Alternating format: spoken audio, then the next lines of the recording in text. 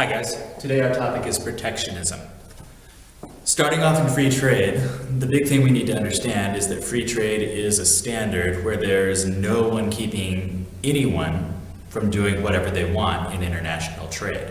So there'd be no laws prohibiting trade, there'd be no laws saying what you can or can't trade, no minimum wages, no set prices, nothing like that.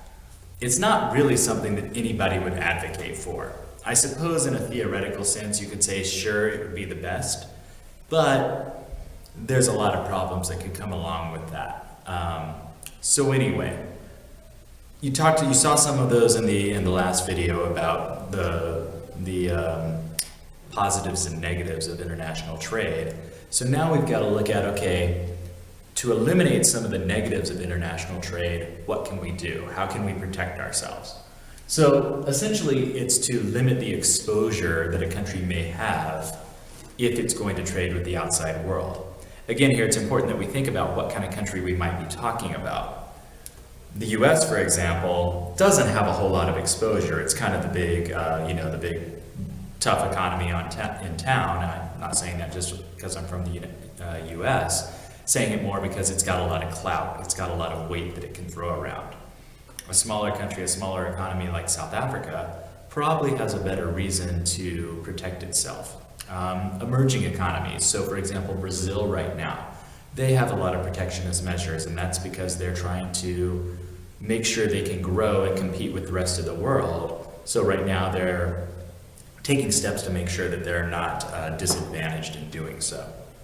Okay, that being said, the word can be seen as pejorative. A country wouldn't want to be seen as protectionist, even if they are, kind of wink wink, being protectionist.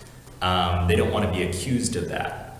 Oftentimes protectionism and free trade are, a two-way street. If you protect against me, I'm going to protect against you. So you don't really want to be seen as protectionist, and lots of times people will try to call it some other thing. No matter what, if protectionism is in place, it's going to take away the advantages of comparative advantage. So again, from a strictly theoretical sense, that's why free trade makes the most sense, because it's where you get the biggest amount of increase in production from comparative advantage.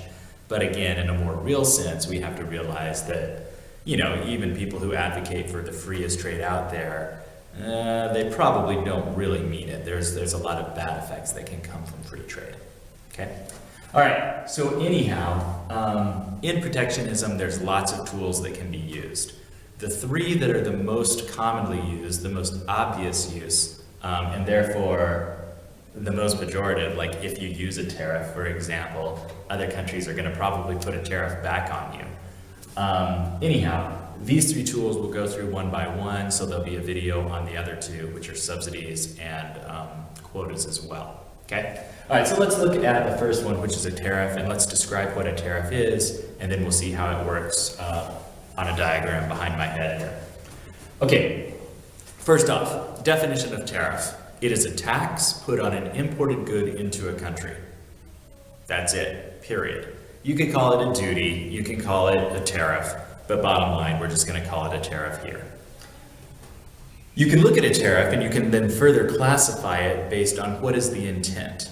Okay? So every tariff, if we bring a car into South Africa and then put a 20,000 Rand tariff on top of it, that 20,000 Rand is going to go to the South African government.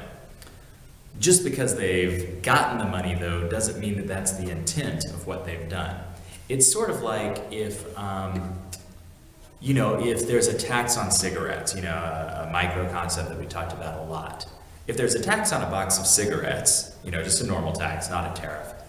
If there's a normal tax on a box of cigarettes, the intent is to keep people from buying cigarettes as much. Does the money that they pay on tax become revenue for the government? Yes, but that doesn't change the intent of the tax. So tariffs can be much the same way. Some are specifically built to bring up government revenue, okay? Especially if you bring in your ideas about the circular flow and look at your leakages. So revenue tariffs are meant to reduce the amount of imports leaving the import money leaving the country. Okay, so for a smaller economy that does import a lot, again, South Africa is a pretty decent example here. This is probably what most tariffs are geared towards. Remember, money that stays in the circular flow, this goes back to your Keynesian multiplier, money that stays in the circular flow is going to make a country's economy more robust. It's going to grow the country's economy. So reducing M is an important goal of many governments. Again, we express that by saying we're going to grow the amount of revenue that the government has. Again, understanding that the government's going to re-inject that money into the economy. Well, hopefully. I suppose they might just build, extravagant mansions with it or something like that. Anyhow, the second type of tariff is a protective tariff. To be honest, I can't think of a great South African example, so I'm going to use an American one.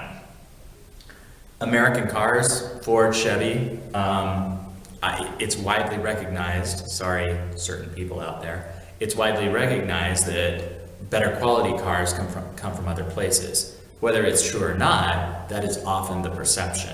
So, to protect American car makers, Ford or Chevy, or those are the only two I can think of, to protect them from Toyota, to protect them from Mercedes-Benz or BMW or Audi or Saab or whomever, to protect them, they put a tariff on those imported cars. The United States puts a tariff on those imported cars to bring the price of those cars up so that people are more likely to buy an American-made car. Okay? So again, does that money become revenue for the government? Yes, of course it does.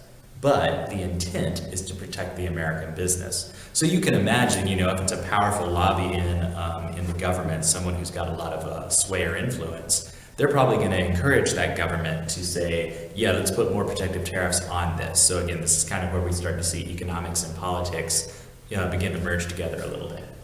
The third type is very uncommon. It's not used a whole lot. But this is if a foreign company, not a foreign country, so not like, we're mad at Zimbabwe.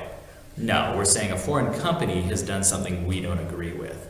A good example is way back in the dark days of the internet.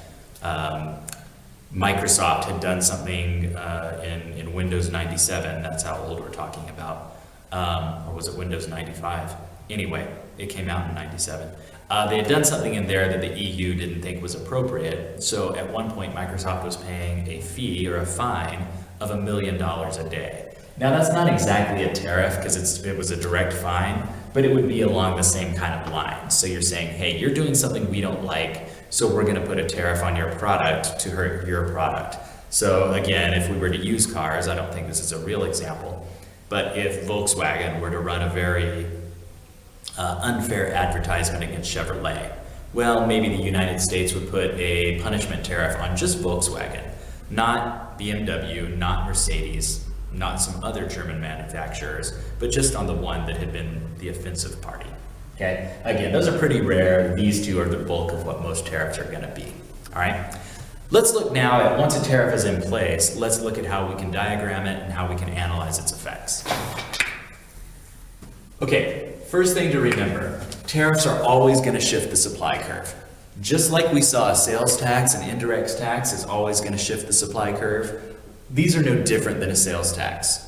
It's a sales tax placed on a foreign good that isn't placed on a domestic good, but it is in fact a tax on the product, okay? It's not a direct tax on a person, nothing like that. Remember, we have to see these as costs to the producer. You might think, well, wait a minute, there's a tariff placed on a car and I have to pay a higher price for the car, so I'm the one paying the tax. Well, you're wrong in two ways. You're not sending the tax money to the government. You're giving the tax money to the car dealer who's then giving it to the government. So again, the car dealer is giving money to the government. They're the ones paying it. The other way we can disprove this is if instead of we talk about a higher tax, but we talk about higher wages, if wages went up for people who build cars, no one would say, I'm having to pay the extra wage of the car builders. But of course you are. So all costs that a supplier faces, whether it be labor, land costs, rent, interest, whatever, all of those costs are paid by the consumer. So this just has to be seen as an additional cost, okay? Let's look at TVs in Gauteng. Excuse me. So, if we look at TVs in Gauteng and we go back to what we saw yesterday, or on the last video, well, remember, with totally free trade, the price of TVs in Gauteng would be at P1, and Q2 right here would be the amount that is being consumed. Q1 represents the amount of TVs that would be produced by TV producers in Gauteng, and then Q1 to Q2 would be the amount that is produced by foreign producers. When the tariff is imposed, we raise the world supply curve straight up. Notice nothing happens to the domestic supply curve. An excise tax, which some people confuse with a tariff, would be put on all the products of the same type, so all TVs. But this is not an excise tax. This is a tariff, so therefore these suppliers, the domestic suppliers, do not have to pay it. All world suppliers do, so the world supply curve is going to shift up by the amount of the tariff. You can see that here too. So this vertical distance is going to be the amount of the tariff. So if it were 10,000 Rand, that would be a lot. If it were 1,000 Rand, then that vertical shift would be a shift of 1,000 Rand. Okay? Let's look at the effects after. When we do this, again, we have to ignore the original supply curve and just look at the second supply curve. So our new supply curve is going to be the black until here, and then the world supply curve until it meets the domestic demand curve, or the demand curve. So what we see is now the amount of TVs consumed by people in Gauteng is going to fall from Q2 to Q4. We had equilibrium there, now we're going to have it here at Q4. The amount of TVs produced by domestic suppliers of TVs is going to increase from Q1 to Q3. So it's going from here up the domestic supply curve to there. So that's where we can see our protectionism coming into place, okay? So Q1 to Q3, if this were a protective tariff, and I would suggest that it's not because I don't really think there's any TV producers in Gauteng or in South Africa, but if it were, we could see the protection right here. Now they get to produce Q1 to Q3 more TVs. If it were a revenue tariff, we could see it from Q2 to Q4. We can see that the amount of money that is leaving South Africa to foreign TV producers would have been this rectangle here. So Q1 to Q2 and up. Now the amount leaving is going to be reduced to this rectangle there. Because remember, if 0 to Q3 is being produced by domestic producers, well then Q3 to Q4, that's where it runs into the demand curve. Q3 to Q4 is being produced by foreign producers. Well, why isn't this box up here revenue? Remember, that's the amount of the tariff. There's no tariff charged on these because they're produced domestically. There's only a tariff charged on Q3 to Q4 because those are the only foreign ones that are coming in. And this amount is the amount of the tariff times Q3 to Q4. So this box is going to go directly to the government.